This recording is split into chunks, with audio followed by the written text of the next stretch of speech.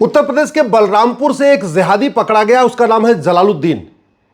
यह जलालुद्दीन लब जिहाद का कॉन्ट्रैक्टर था।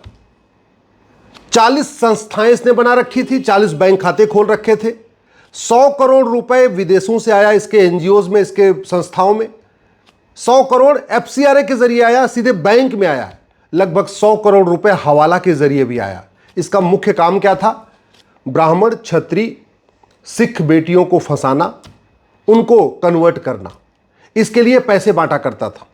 रेट इसने रखा था 15 से 16 लाख रुपए, अगर वो ब्राह्मण की बेटी है या क्षत्रिय की बेटी है या जैन परिवार की बेटी है या अग्रवाल समाज की बेटी है, माहेश्वरी परिवार की बेटी है, यानी ब्राह्मण, क्षत्रिय, वैश्य और सिख अगर इनकी बेटी है तो 15 से 16 लाख रुपए एक एक लड़कों को देता था कि जाओ इनकी बेटियों को पटाओ, फंसाओ, इनके साथ शारीरिक संबंध बनाओ और इनको कन्वर्ट करके इस्लाम में ले आओ। ओबीसी के लिए इसने 10 से 12 लाख रुपए रेट रखा हुआ था कि अगर वो यादव की बेटी है, पटेल की बेटी है, मौर्य की बेटी है, कुशवाहा की बेटी है और भी हमारे ओबीसी समाज के लोग हैं, उनकी अगर बेटियों को पटाने पे 10 से 12 लाख रुपए देता था लड़कों को। ये एससी एसटी परिवार की बेटी को पटाने के लिए 5 से 6 लाख रुपए देता था। और ये सारा का सारा पैसा जो इसके पास आ रहा था वो विदेशों से आ रहा था, हवाला के जरिए, एफसीआरए के जरिए, अंदर से भी इसको फंडिंग आ रही थी। और लगभग 100 करोड़ रुपए इसके सीधे खाते में आई है, 100 करोड़ रुपए अलग से हवाला के जरिए आया। इसने कई मकान भी बना रखे हैं, लग्जरी गाड़ियों से चलता था।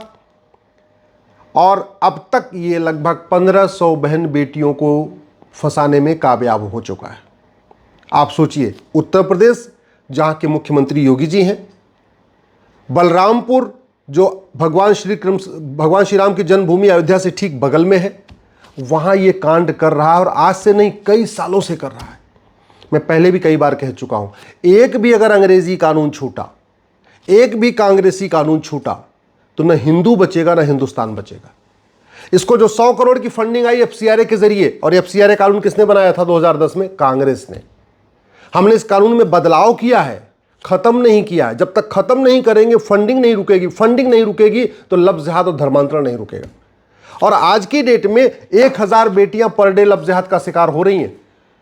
ऐसे हजारों की संख्या में जलालुद्दीन पूरे देश में अपना काम कर रहे हैं, जिनको भारत के अंदर से भी फंडिंग आ रही है, विदेश से भी फंडिंग आ रही है, एफसीआरए से भी आ रही है, हवाला से भी आ रही है, ब्लैक मनी से भी फंडिंग आ रही है, बहुत अलग अलग तरीके की फंडिंग आ रही है। दूसरा, हवाला के जरिए फंडिंग आई है। और हवाला क्यों कारोबार चल रहा है भारत में? क्योंकि हमारा कानून वहां घटिया है, वहां सड़ा हुआ है। काले धन से फंडिंग हो रही है, धर्मांतरण की, लब जिहाद की। काला धन क्यों नहीं खत्म हो रहा है? क्योंकि हमारा कानून वहां घटिया है, हमारा सड़ा हुआ है। ये जो लब जिहादी, इनको बेनामी फंडिंग होती है।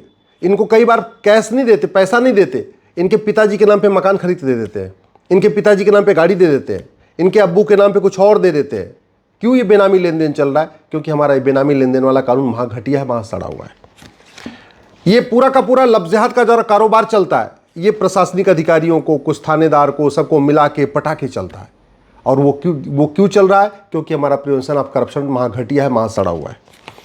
ये लब जिहादियों की, धर्मांतरण कराने वाले जिहादियों की जो फंडिंग होती है, वो जो भारत के अंदर से फंडिंग होती है, जो ड्रग के जरिए पैसा आ रहा है, रेव पार्टी का पैसा आ रहा है, जो डांस बार का पैसा आ रहा है, जो सट्टा बार का पैसा आ रहा है, जो बियर बार का पैसा आ रहा है, जो नशे का पैसा आ रहा है। अमीर हिंदू जो है पैसा खर्च कर रहे हैं नशे पे, और उससे पैसा जो कमाया जा रहा है उसी से हिंदुओं का धर्मांतरण कराया जा रहा है। और ये नशे का कारोबार क्यों चल रहा है? क्योंकि हमारा एनडीपीएस एक्ट वहां घटिया है, वहां सड़ा हुआ है। ये जो ड्रग्स, लब जिहाद की फंडिंग हो रही है, धर्मांतरण की फंडिंग हो रही है, वो जो वक्फ प्रॉपर्टी कब्जा करके बैठे हुए ना 40 लाख एकड़, उस 40 लाख एकड़ की जमीनों से जो कमाई हो रही है, उससे भी लब जिहाद को फंडिंग हो रही है, धर्मांतरण की फंडिंग हो रही है। ये जो ड्रग का कारोबार चल रहा है, नकली दवाओं का कारोबार, उससे जो पैसा आ रहा है, उससे भी लब जिहाद की फंडिंग हो रही है, धर्मांतरण की फंडिंग हो रही है। और नकली दवाओं का कारोबार क्यों चल रहा है? हमारा कानून घटिया, हमारा कानून सड़ा हुआ है। भारत में लैंड एक्विजिशन एक्ट जो है, ये महा घटिया, महा सड़ा हुआ है। ये जो लैंड जिहाद इसी कारण हुआ है। और चूंकि उन जमीनों को हमने वापस लिया नहीं, हमने लैंड जिहाद को बहुत गंभीर अपराध नहीं बनाया, तो जो लैंड जिहाद के जरिए जो जमीनों से पैसा आया है, उससे भी लब जिहाद की फंडिंग हो रही है, धर्मांतरण की फंडिंग हो रही है। हमने आज तक प्रॉपर्टी को आधार से लिंक करने के लिए कानून नहीं बनाया, इसलिए भी लब जिहाद चल रहा है, लैंड जिहाद भी चल रहा है, धर्मांतरण भी चल रहा है। आज तक हमने माइनॉरिटी मेजॉरिटी को खत्म नहीं किया। जब मैं कहता हूँ बार बार कि जैसे घटिया कानून अंग्रेजों ने बनाए वैसे घटिया कानून कांग्रेस ने बनाए। ये 1992 में माइनॉरिटी कमीशनर कांग्रेस ने बनाया ही था, इसीलिए इनको क्रिश्चियंस को मजबूत करना था, मुस्लिम्स को मजबूत करना था और हिंदुओं को आपस में बांटना था, जैन बौद्ध सिख के आधार पर आपस में बांटना था। और कांग्रेस सफल भी हो गई। हमने इस एनसीएम एक्ट को आज तक खत्म ही नहीं किया। या तो माइनॉरिटी मेजॉरिटी खत्म कर दें और नहीं तो कम से कम माइनॉरिटी को डिफाइन कर दें कि भैया पूरे देश में जिसकी संख्या 1 लाख है वो माइनॉरिटी कहलाएगा, या पूरे देश में जिसकी संख्या 5 लाख है, टोटल संख्या 5 लाख है, वो माइनॉरिटी कहलाएगा। तो ना हमने कांग्रेस के इस कानून को खत्म किया, ना हमने माइनॉरिटी को डिफाइन किया, ना माइनॉरिटी को आइडेंटिफाई करने की गाइडलाइन बनाया। तो माइनॉरिटी के नाम पे इनको जो फंडिंग आ रही है उससे भी ये लफ्ज़-ए-जिहाद चल रहा है, धर्मांतरण चल रहा है। जब 2009 में कांग्रेस ये कानून बना था, राइट टू एजुकेशन एक्ट, तो ये सब पे लागू होता था, जहां भी 14 साल तक के बच्चे पढ़ते थे सब पे लागू होता था। 2012 में इस कानून को कांग्रेस ने बदला, मदरसों को इसके दायरे से बाहर निकाल दिया और आज तक उस कानून को हमने दोबारा ठीक से करेक्ट नहीं किया। जब तक मदरसे राइट टू एजुकेशन के दायरे से बाहर रहेंगे तब तक ये लफ्ज़-ए-जिहाद चलेगा, धर्मांतरण चलेगा, क्योंकि मेन ट्रेनिंग वहीं दी जा रही है, मदरसों में ही ट्रेनिंग दी जा रही है।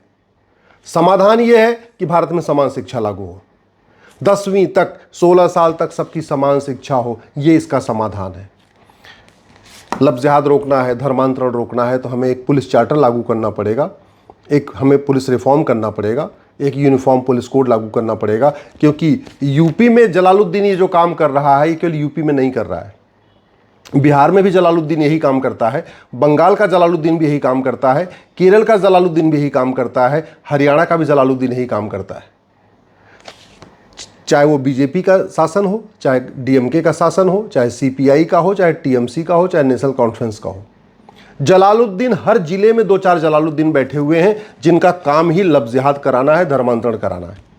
तो यूपी की पुलिस ने तो काम कर दिया, जलालुद्दीन को पकड़ लिया, पूछताछ भी करेगी, लेकिन बंगाल के जलालुद्दीन को कौन पकड़ेगा, केरल के जलालुद्दीन को कौन पकड़ेगा, कश्मीर के जलालुद्दीन को कौन पकड़ेगा? वो तभी हो सकता है जब भारत में यूनिफॉर्म पुलिस कोड हो, one nation one police code हो, एक पुलिस चार्टर हो, सभी जो जांच है उसका टाइम फिक्स कर दिया जाए। नहीं तो 8 साल 10 साल जांच चलती रहेगी, बाद में कोई गवाह आएगा ही नहीं और सबूत के अभाव में फिर बरी हो जाएंगे। वास्तव में अगर हमें लफ्ज़-ए-जिहाद रोकना है, धर्मांतरण रोकना है तो हमें एनएसए को यूज़ करना पड़ेगा। हमें संसद और विधानसभा में धर्मांतरण को राष्ट्र की सुरक्षा के लिए खतरा घोषित करना पड़ेगा और सभी पुलिस को कहना पड़ेगा कि आप धर्मांतरण कराने वाले मिशनरियों, जिहादियों और उनके मददगारों पर एनएसए लगाइए। अगर हमें लफ्ज़-ए-जिहाद और धर्मांतरण रोकना है तो हमें इसको राष्ट्र की एकता अखंडता के लिए खतरा घोषित करना पड़ेगा, संसद और विधानसभा में प्रस्ताव पास करना पड़ेगा और सभी जिले के पुलिस कप्तान को कहना पड़ेगा कि जो धर्मांतरण करा रहे हैं, चाहे वो मिशनरी हैं, चाहे जिहादी हैं, चाहे उनके मददगार हैं, उनके खिलाफ यूएपीए लगाइए। धर्मांतरण से ज़्यादा कोई ऑर्गेनाइज क्राइम नहीं, बहुत ऑर्गेनाइज्ड वे में किया जाता है, नीचे से ऊपर पूरी चेन होती। और ऑर्गेनाइज क्राइम से निपटने के लिए हमारे पास, महाराष्ट्र के पास मको का है, गुजरात के पास घुसको का है, यूपी के पास गैंगस्टर है, सबके पास एक कानून है, लेकिन ये कानून यूज़ नहीं किया जा रहा है। तो समाधान यही है कि संसद और विधानसभा में धर्मांतरण को एक ऑर्गेनाइज क्राइम डिक्लेयर किया जाए। जो बीएनएस बनी है उस बीएनएस में भी ऑर्गेनाइज क्राइम के लिए एक प्रावधान है, लेकिन वो धर्मांतरण कराने वाले मिशनरियों, जिहादियों, उनके मददगारों पे यूज़ नहीं हो रहा है। ये धर्मांतरण से बड़ा कोई देशद्रोह नहीं है और देशद्रोह के लिए प्रावधान है, बीएनएस में है, नई वाली बीएनएस में प्रावधान है, फिर भी धर्मांतरण कराने वाले मिशनरियों, जिहादियों, उनके मददगारों पे देशद्रोह लग नहीं रहा है। धर्मांतरण अपने आप में वेजिंग वॉर है। मुगल भी धर्मांतरण कराने आए थे, अंग्रेज भी धर्मांतरण कराने आए थे, आज भी धर्मांतरण हो रहा है। और आप सोचिए जलालुद्दीन क्या कर रहा है, ब्राह्मण, क्षत्रिय, बनिया, सिख की बेटी के लिए 15 से 16 लाख रुपए, यादव, पटेल, मौर्य, कुशवाहा जो पिछड़े वर्ग की बेटियां उनके 10 से 12 लाख रुपए रेट, जो दलित बेटियां हैं उनका 5 से 6 लाख रुपए रेट है उनका, और ऐसे ही जो आदिवासी बेटियां उनका 2 से 3 लाख रुपए रेट है। मंडी लगाई जा रही है हमारी बहन बेटियों की। इससे ज़्यादा वेजिंग वॉर क्या होगा?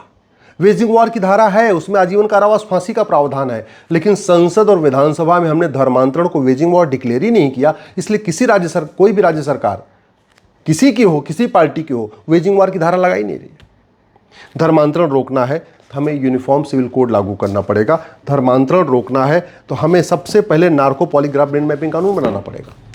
ये जलालुद्दीन तो पकड़ लिया गया, पुलिस इसको 3rd डिग्री दे नहीं सकती क्योंकि तो माइनॉरिटी है, माइनॉरिटी के नाम पे पूरे देश में चिल्लाहट शुरू हो जाएगी। ये जलालुद्दीन सच बताएगा नहीं, पुलिस इसको पीटेगी नहीं, तो पूरा सच कैसे सामने आएगा?